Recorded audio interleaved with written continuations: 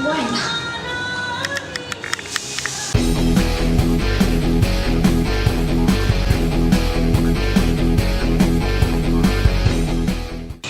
いどうも、スケポリです。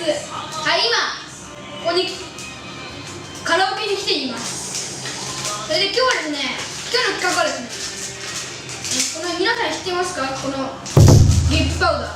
このゲップパウダーを飲んで、それで歌ってゲップが出たら終わりっていう、そういう企画です。はい。で、今も普通の水だと面白くないと思って、今日はコーラでいきたいと思います。では準備します。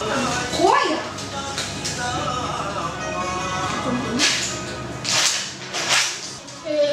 このでかいか。あ、怖い。いきます。あ、いいか、大丈夫。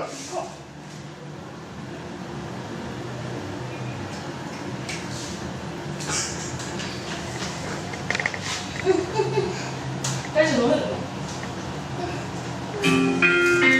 あ、入るな。バカだ。ないんだよ、何も。バカだ